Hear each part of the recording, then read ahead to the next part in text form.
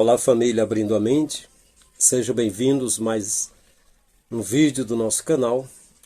E você que ainda não é inscrito, inscreva-se, ative o sininho das notificações. Se gostar do nosso conteúdo, dê um like, compartilhe com seus amigos. E deixe no final o meu zap e deixe o meu Pix, caso você queira contribuir com o nosso trabalho, que até então não é monetizado, não é remunerado, não é ainda grande, é um trabalho pequeno, iniciamos agora, né? Então, vamos para a parte 3 do nosso tema. Sair da igreja, o que eu faço? Quando as pessoas, às vezes decepcionados com as denominações evangélicas, e não querem mais fazer parte, quando elas pensam, o que os outros irmãos vão dizer para ela? Mulher, rapaz, continue, não deixe Jesus, porque eles entendem que se não tiver no templo, não tem Jesus. Que o Jesus que é real é aquele que é anexado a um templo, quando é uma grande mentira. A primeira vez que o Messias entrou no templo, tentaram matá-lo. A primeira vez que Pedro mostrou as estruturas do templo, ele disse que seria derrubado. Quando ele viu as pessoas negociando no templo, virou as mesas, expulsou os animais, os cambistas que haviam ali, e disse: a casa de meu pai é chamada casa de fala, de oração, é pessoa que respira, que fala. Não é isso, vocês transformaram num covil de ladrões, de negócio. Então, quando alguém não se sente bem, porque o líder é muito duro, é muito rígido, ou está exigindo muita coisa deles, e não se sente mais bem, então há uma censura geral. E aí tem pessoas que ficam coagidas, que ficam obrigadas a ficar congregando no templo físico. Quantas vezes pede que Deus faça ali um avivamento? Que Deus faça ali uma obra nova, que Deus use alguém para falar, porque sabe que quem está na frente não é do Criador de fato. Quantas vezes sente que ali não é servir a Deus? Porque como é que você pode dar um prato de comida a quem tem fome se você pega tudo que você tem e dá para uma liderança, para uma instituição religiosa?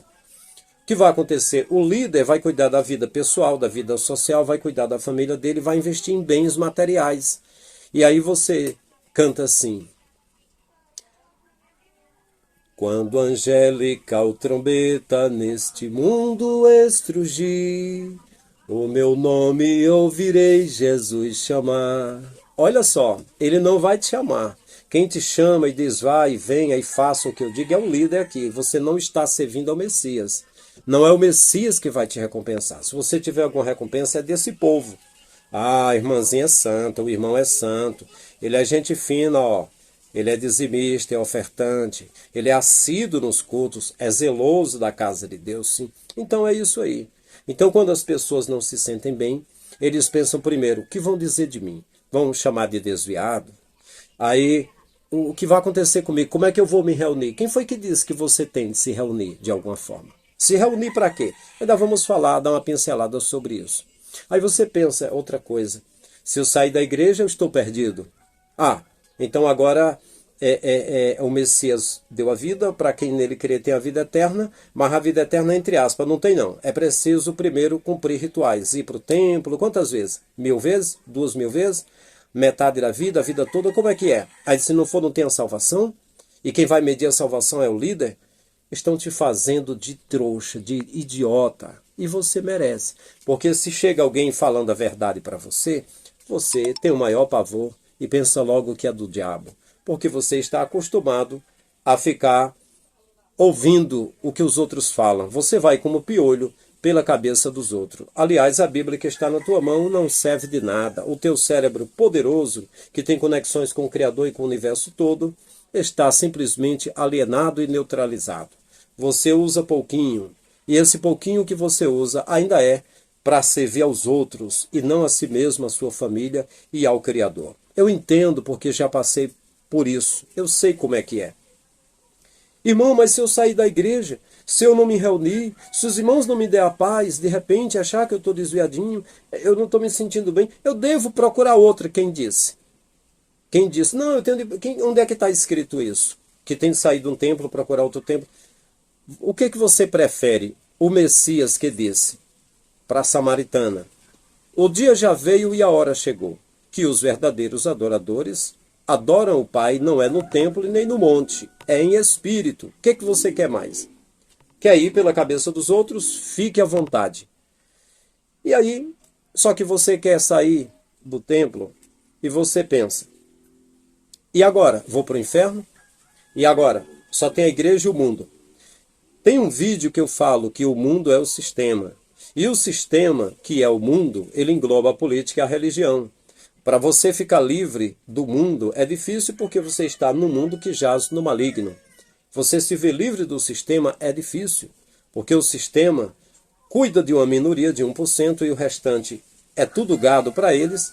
Eles chefiam tudo, as religiões mundiais, a política global, a economia global e a Organização Mundial de Saúde e as empresas petrolíferas, a grande mídia mundial, governam tudo. Governam tudo. E aí o que vai sobrar para você? O que vai sobrar para você, que é chamado de gado, é de você achar que você tem de ser representado por um líder de um templo, de alguma coisa, e vai ser preso a vida toda. E aí, se eu saio de uma igreja, eu tenho de ir para outra. Isso é o fardo que Jesus disse. Quem está cansado e oprimido, vem a mim, eu vos aliviarei. É preciso você ficar livre. Mas te ensinaram diferente. Te ensinaram que ser livre é pôr o fardo da doutrina, do credo, da denominação, da liderança, da liturgia, dos costumes, das agendas, dos chamados, das ordens, do ministro de Deus, do servo de Deus, ministro de Deus, servo de Deus, mensageiro de Deus, anjo de Deus, ungido de Deus, entre aspas, né? E aí você fica preso aí. Então, nós falamos no primeiro vídeo, sair da igreja evangélica, o que eu faço? Nós falamos sobre você ficar livre, seja livre, tire todas as amarras, tire o veneno da religião da sua veia. Em segundo lugar, no segundo vídeo, nós falamos sobre você fazer o que você gosta. Se você não pecar contra o Pai e contra o próximo, tá tudo bem. Em terceiro lugar, hoje, no terceiro vídeo, eu digo para você, estude. Saiu da igreja, faça o seguinte, estude. Você vai sair com a Bíblia na mão. Agora, sem alguém dizendo a você, leia aqui, leia ali. Pegue a Bíblia, leia ela como um todo, de uma forma linear, não separada por assuntos, capítulos e versículos. As epígrafes que estão aí não estão dividindo bem.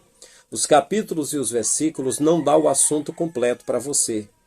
Na verdade, você tem de ler de uma forma linear, sem ter capítulo ou versículo, para você pegar o fio da meada, entender as histórias, quando é que a história começa e a história termina. Aí, se você fizer isso, você vai entender melhor. Estude, não só estude, examine a escritura.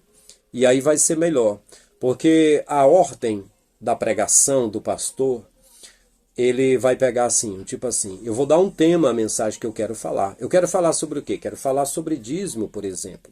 Quero falar sobre dízimo porque me interessa, eu tenho contas para pagar. E eu acho que ainda falta poucas pessoas para dar dízimo, a maioria já deu dízimo, mas é porque eu preciso de muito dinheiro. Eu não vou cantar a música do o Rapa, que canta: eu não preciso de muito dinheiro, graças a Deus, e não importa. Não, não, não. Os pastores precisam de muito. Na verdade, de tudo. Dê o seu tudo, dê o seu Isaac, né? Aí ele vai escrever a mensagem. Aí põe assim. Tema: o que eu posso ofertar para Deus? Né? Tem aquela música antiga do Edinaldo Mendes. O que eu posso agora que possa agora eu te oferecer? A minha alma anseia em saber. Eu tão pouco tenho para te ofertar. Tu mereces tanto receber.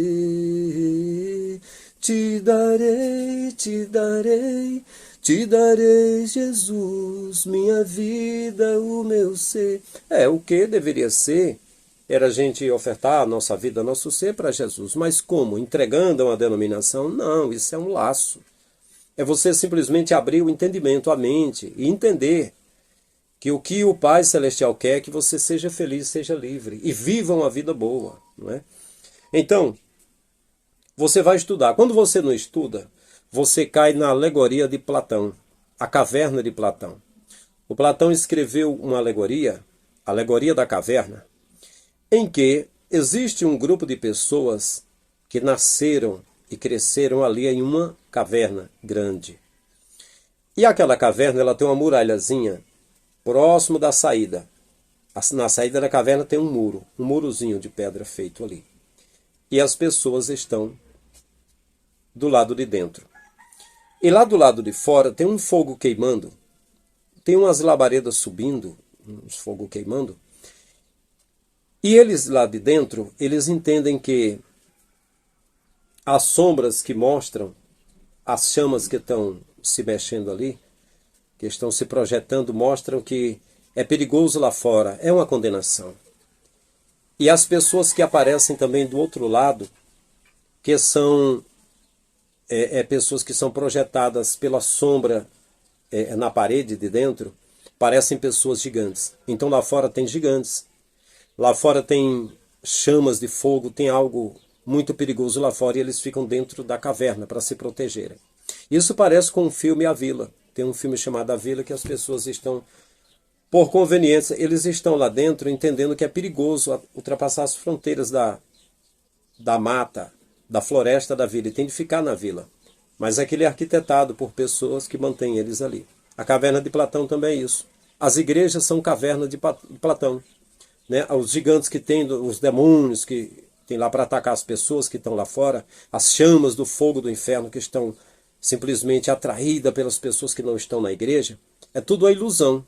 Mas quando eles saem lá fora que vêm, eles notam que não é nada daquilo, mas estavam ali aprisionados. É igual o filme Matrix. As pessoas são aprisionadas pela mente. Eles entendem que está tudo certo, que é daquela forma as coisas, mas que na verdade a verdade é outra. Foram programados para viver daquele jeito. Então, você tem de se libertar da mentira. Estude. Quem estuda sabe, quem não estuda acredita, mas acredita em qualquer bobagem. Eu lembro que morando em Fortaleza, na casa de minha tia Nessi, que já está com o Senhor.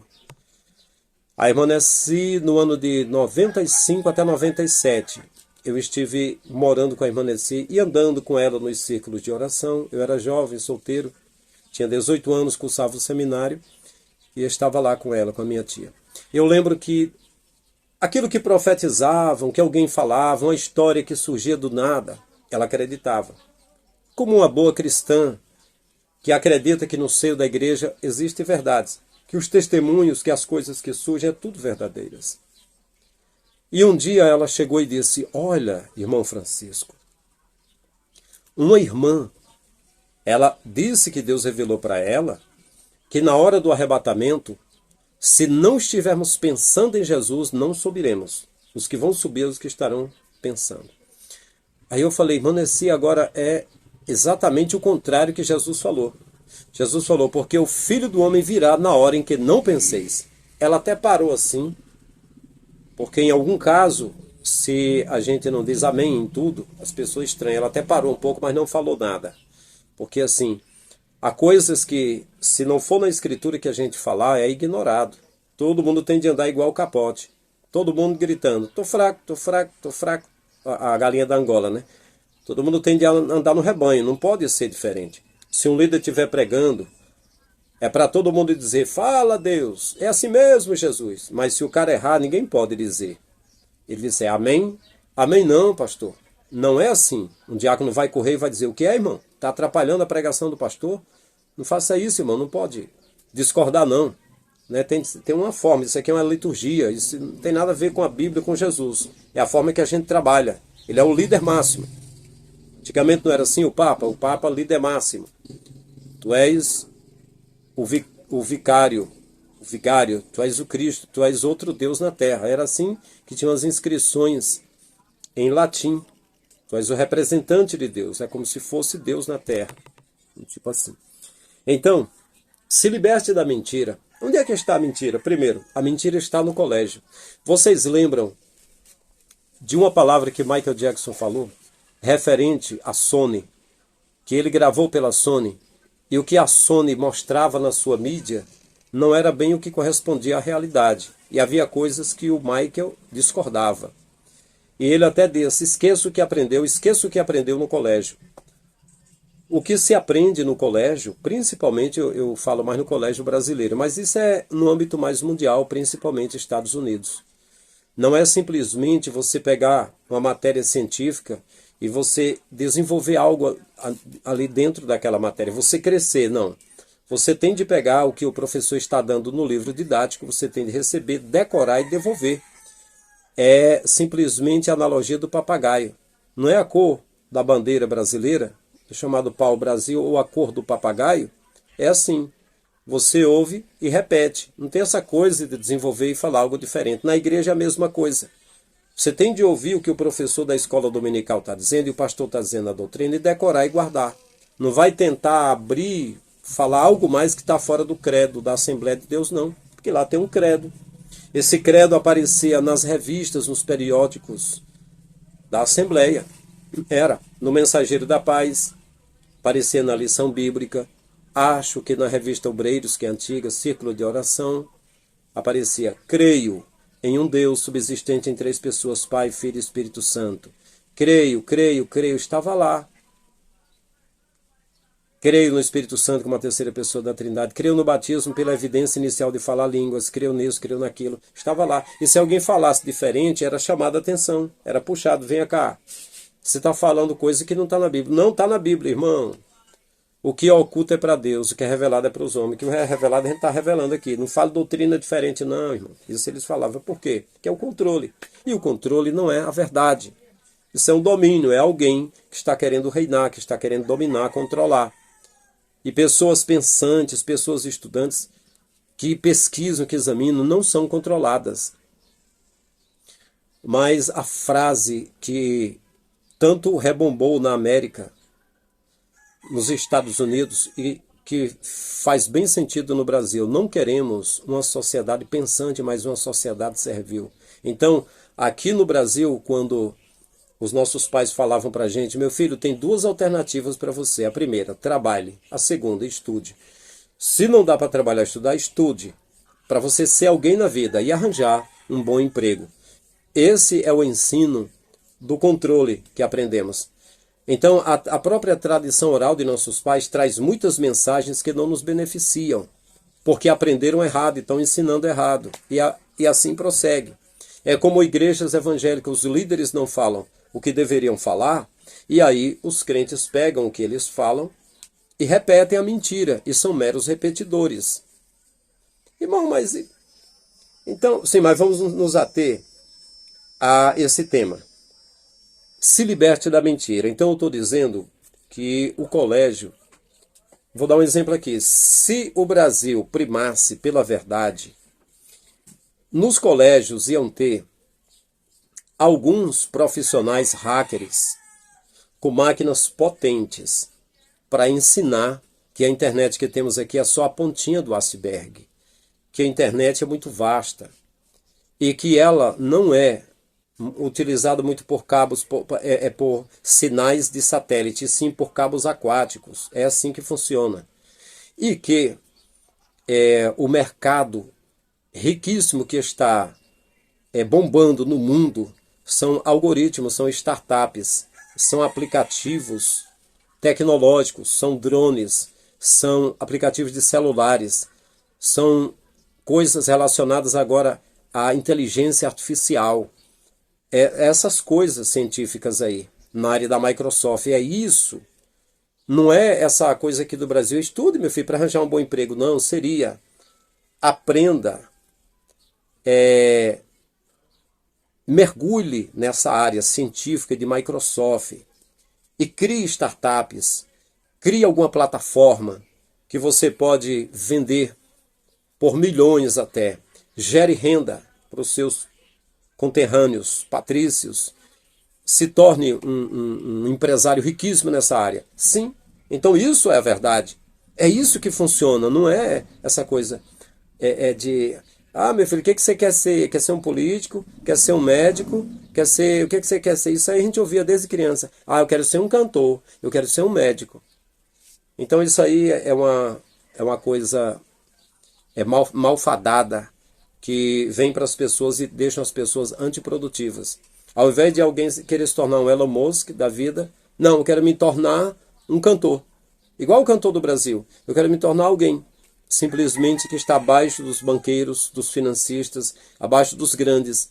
Alguém apenas que vista uma farda e fique trabalhando numa empresa, seja a Organização Mundial de Saúde, trabalhando como traficante legal, chamado de médico ali,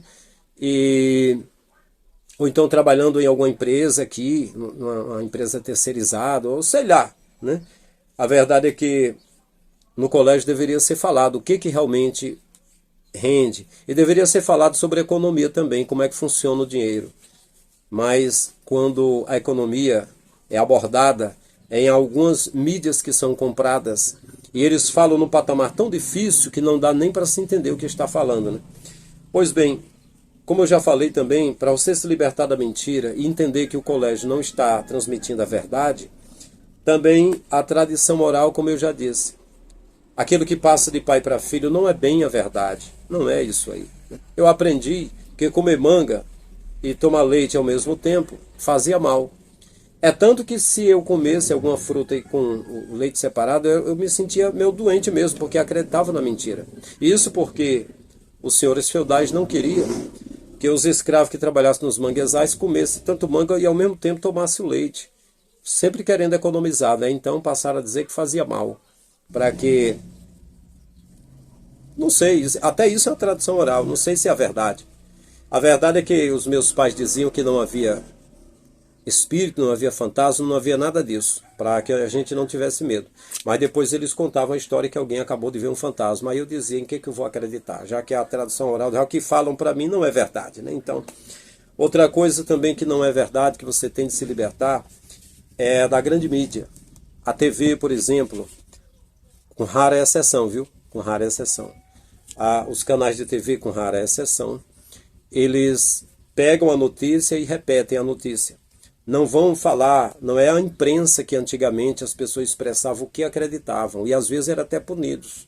Os donos de jornais, editores, às vezes sofriam punição. Mas a mídia, hoje em dia, ela é uma mídia comprada. Não é a verdade que você ouve ali. Ali é um treinamento, até para dar notícia. Se é sobre futebol, sobre alguma coisa que há muito interesse financeiro, as pessoas falam sorrindo. Se é alguém importante que morreu, eles falam com tristeza. É tudo programado, é tudo feito. Então, não acredite no que a TV fala, não é a verdade. E aí você vai ter de ver sobre a Bíblia também. Porque você aprendeu que a Bíblia ela é sagrada. A Bíblia não é sagrada. Esse nome sagrado foi botado posteriormente para ser acreditar que ela é santificada, que ela é sagrada, que ela é canônica, que é assim, que é assado. Mas não foi dessa forma que a Bíblia foi feita. Tem todo um processo que eu já expliquei em outros vídeos. E é preciso você, como eu falei, critérios para você estudar a Bíblia. Você acredita que o mar vermelho se abriu, beleza. Você acredita que a jumenta de Balaão falou. Você acredita que a serpente falou, ok. Só que as pessoas que pegaram livros e foram juntando esses livros e escolhendo entre centenas de papiros e de pergaminhos, a mando dos líderes, como Constantino, por exemplo, como os papas depois. Esse livro aqui, esse aqui, ele é inspirado, ele é canônico, ele é do cânon. O cânon é um cânon, o cânon é tudo reto. O cânon de junco, cheio de juntas, né? Então aqui são vários livros, são várias juntas, mas ele tem uma inspiração só. Demoraram muito, eu acho que um livro que quase não ia ser colocado na Bíblia, e foi colocado por último, foi o de Apocalipse, porque não era tido como um livro canônico, um livro inspirado. Mas existem vários Apocalipse, Apocalipse de Enoque, Apocalipse de Pedro, vários Apocalipse. Tem vários, em outros livros chamados de espúrios, de apócrifos, de não inspirados, de não canônicos, ou deuterocanônicos, muitos outros. E aí, pessoas escolheram. Vamos escolher quais os livros melhores aqui, vamos adaptar, vamos pegar isso aqui. Vamos dizer que Marcos escreveu, que Mateus escreveu, que Lucas escreveu, que João escreveu. Mas os próprios autores que estão lá, Mateus, Marcos, Lucas, João, a história não mostra que foi eles realmente que escreveram os livros. Alguém colocou que eles escreveram. Foi colocado que, foi dito que toda a Bíblia é canônica a esses livros, seja os 74 da Igreja Católica ou os 66 da Bíblia Evangélica, e que foi tudo por inspiração divina. Mas no livro de Lucas, Lucas diz, olha, pareceu-me conveniente eu escrever isso aqui. Eu escrevi porque eu achei conveniente. Não foi Deus que mandou, não foi eu senti uma inspiração, eu achei conveniente eu fazer um apanhado do que estava rolando, a história que estava acontecendo, e escrever no livro, né? Quantas vezes Paulo estava falando e até falou dele mesmo. Uma vez ele disse, eu estou falando isso aqui é eu, não é o Senhor. Mas qualquer um que lê aprendendo que a Bíblia é toda inspirada e que é toda sagrada, vai pegar tudo, tudo é mandamento, tudo é de Deus, tudo é do Espírito. E vai por aí afora. Ainda mais com a liderança, dando direção como é que a pessoa vai ler, né? Está escrito assim, toda escritura inspirada é apta para redarguir, para exortar na justiça e tal. Não está dizendo que a Bíblia, que os livros da Bíblia são todos inspirados. Está dizendo que qualquer escritura que é inspirada, ela é boa para ajudar o ser humano. Pode ser um livro de ficção, pode ser um livro de história, pode ser você estudar sobre línguas. Está dizendo que é escritura inspirada. Não está dizendo que a Bíblia, toda a Bíblia ela é inspirada para fazer isso com você. Não. Tem muitos textos aí da Escritura que se você for praticar não dá certo, não funciona, não vai dar certo. Então é isso aí. E por último também, desse tópico aqui, se libertar da mentira. As igrejas, se a igreja, as pessoas das igrejas, elas falarem a verdade, elas vão acabar, vai fechar todas as igrejas. Não é preciso que um ditador, que seja comunista e que proíba a Bíblia, não. É só o líder chegar e dizer assim, olha, está escrito que Deus mesmo deu uns para apóstolos, profetas, evangelistas, pastores e mestres. Quem estava falando não era digno de confiança segundo os apóstolos. Paulo, nós brasileiros aprendemos que era apóstolo. Mas ele disse que o apostolado dele foi diferente dos outros, foi só de Deus. Só que os judeus não aceitaram. Os apóstolos de Jesus não aceitaram. E quando Judas morreu, eles procuraram Barnabé, procuraram Matias, procuraram outras pessoas para poder ver quem ia ser e botaram Matias. Não botaram Paulo, que era contemporâneo, era daquela época. Não botaram Paulo e não aceitaram. Mas aí, Paulo falou de tanta coisa que o próprio Messias não falou, entendeu? Mas aí é o seguinte. Então, eu estou aqui, eu tenho um título de líder. Para eu vir para essa igreja, a gente teve uma confusão, uma briga lá na convenção, com outros líderes lá. Eles brigando por causa de eu querendo uma igreja maior que rendesse mais dinheiro para mim. E eles queriam que eu fosse para uma menor, porque tem um peixão deles, uma pessoa importante lá, que queria essa igreja, mas eu briguei para estar aqui, eu tive de fazer ameaça. Então eu vou dizer para vocês que Deus me trouxe aqui, mas é mentira, não me trouxe aqui. E o meu apostolado também lá da convenção é uma coisa que eu servi a eles para receber. Se eu servisse a Deus, não recebia nada, entendeu? E outra coisa, esse templo é abominável. O Messias não quer que a gente escolha um lugar para ser chamado casa de Deus. Ele disse que o lugar, quando é separado para isso, é chamado covil de salteadores. Então nunca mais venham para cá. Porque ele disse que não é mais no templo e nem no monte. E aí, na hora que o líder começasse a falar isso e dizer, olha, o dízimo que a gente ensina é mentiroso. Dízimo ou dízimas era corte de foice, de coentro, de endro, de cominho, de coentro, de trigo, de cevada, de coisa da roça, para o levita comer com o pobre, a viúva, o órfão e o estrangeiro. E agora, o que a gente tem de fazer, o que vocês quiserem doar para Deus, nós vamos nos juntar, não tem os apóstolos para lançar uns pés dos apóstolos, não tem, somos todos servos aqui, né, filhos do mesmo pai. Nós vamos nos juntar, vamos pegar isso aqui e vamos ver as pessoas necessitadas de consciência que precisam. E vamos repartir com todos eles.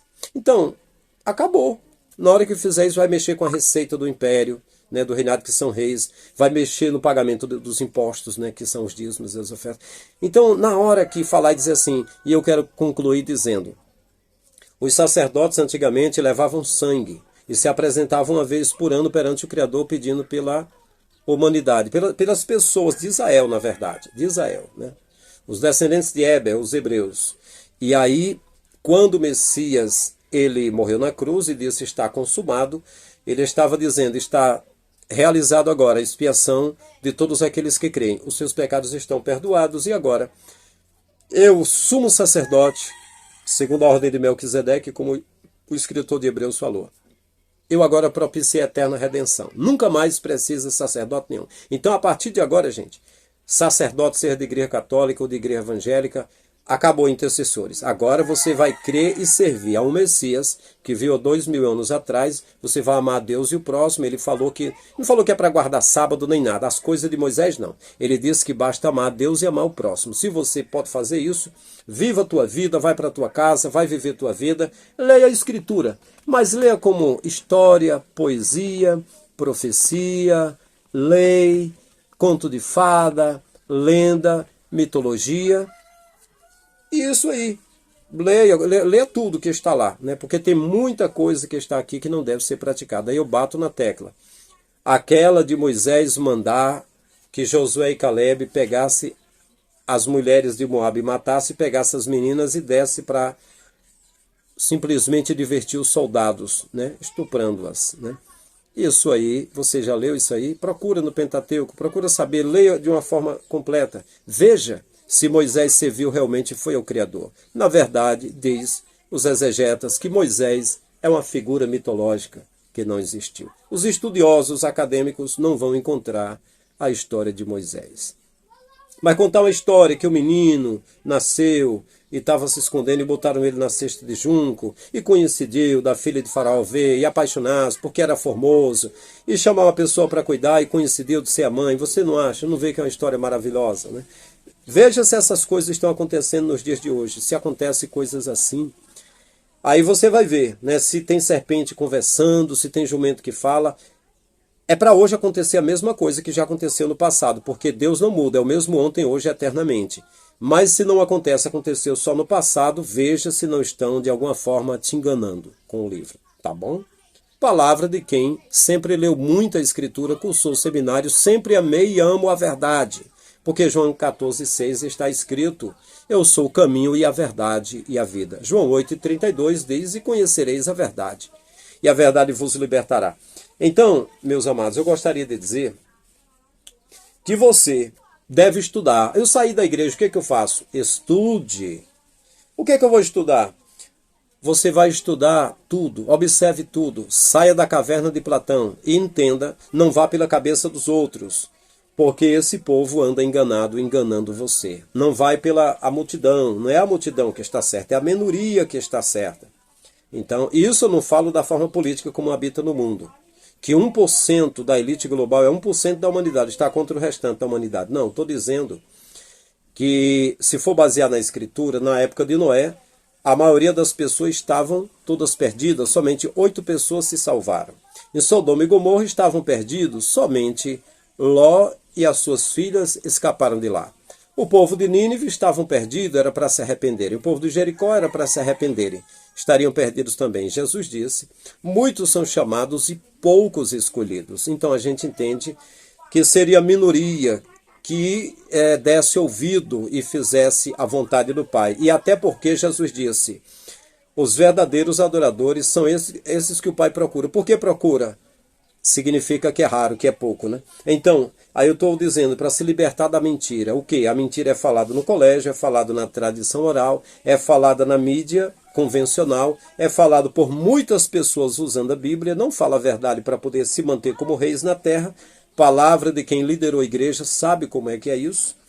E que toda a renda que pegou dízimo e oferta não deu para suprir a necessidade das pessoas carentes que havia no campo, saí de mãos vazias, sem nada, apenas ficando alguma dívida para pagar depois. Mais de 10 anos fui pregador itinerante, preguei bastante, o que eu recebi não deu para cuidar da família direito, ainda reparti minha oferta com pessoas carentes, ainda levei mendigo para cuidar na minha casa. Então, eu regalia o privilégio de falar essas coisas, né, e advertir você para a verdade. Então, gostaria de dizer que a religião é cultura. Você tem de se libertar da religião. Se você nascesse entre os judeus, vocês iam começar pelo Talmud. e depois pela Torá. Vocês iam usar a Torá, iam acreditar no Talmud e na Torá, e no Deus dos judeus, o Deus que mata criança e que permite o estupro de mulheres. Se vocês nascessem entre os islâmicos, iam acreditar no Alcorão, iam acreditar em Moisés. Se você nascer na China ou no Japão, você vai acreditar em Buda, Confúcio ou Zoroastro, mas mais em Buda e Confúcio.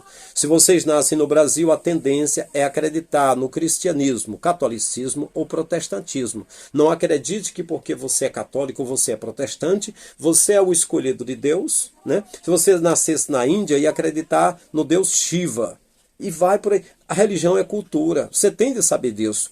Eu entendo que existe um Criador que dá fôlego para que a gente respire. Mas eu quero você ver um Criador universal. Um Criador que está envolvido com o mundo e todas as galáxias que existem. Não é acreditar num templozinho, numa caixinha de fósforo, numa casquinha de ovo. Aleluia, isso aqui é a casa de Deus, isso aqui é o meu refúgio, é o meu bunker, é a minha proteção. Esse pastor é o escolhido de Deus, escolhido cacete. É não. Toda liderança que tem CNPJ, que tem registro de cartório e que tem documento da Receita Federal, dos órgãos fiscalizadores, como a instituição que funciona aqui, com título, com placa de igreja, pode estar certo, faz parte do sistema e vai ter gente brigando por grana e a verdade ali não será permitida, porque a verdade é libertadora, liberta as pessoas até do templo. Então vamos, para concluir. Eu saí, deixei de fazer parte do sistema religioso. O que acrescentou? Eu passei a fumar? Não. Eu nunca fumei nem gosto de fumar, mas gosto dos que fumam. Eu passei a beber? Não. Eu detesto cerveja. Pode os filmes, as séries, fazer propaganda de cerveja às empresas da cervejaria. Mas eu detesto porque na minha boca tem gosto de vômito. Eu não gosto de bebidas. Ah, mas e o vinho? O que você acha do vinho? Depende. Teve algum suco de uva mesmo, forte, concentrado, que eu bebi, que eu achei saboroso. Mas uns que tinha álcool, eu achei gasturento, enjoei. Eu não gostei, não gosto de bebida, né? Jogos. Eu não gosto de jogo, eu não gosto de futebol. Quando era criança, teve um fascínio. Eu era criança, década de 80, e as figurinhas ping-pong, tinha as fotozinhas dos jogadores, Sócrates, Zico e aquela coisa, Pelé e aquela coisa toda. E a gente, mas depois eu não gosto de futebol. Eu gosto o esporte de artes marciais. Sim, eu gosto de artes marciais. E aconselho que quem quer aprender a lutar, aprenda jiu-jitsu em primeiro lugar. Aprenda jiu-jitsu. É muito eficiente. E você pode treinar Muay Thai também, pode treinar Kung Fu, seja o que for, mas é muito importante aprender jiu-jitsu. Eu digo para quem quer se defender, para quem quer né? É isso aí. Mas é uma coisa pessoal minha. Mas assim, deixei de fazer parte. O que eu faço? Eu me envolvo com a vida dos outros? Não. Eu dou a resposta a pessoas que se envolveram com a minha vida. Ou falaram coisas que ficaram mal explicadas. Eu passei quase uns 10 anos recluso, trabalhando só para pagar contas. Que eu tive um acidente, eu tive uns prejuízos de um negócio que eu havia montado.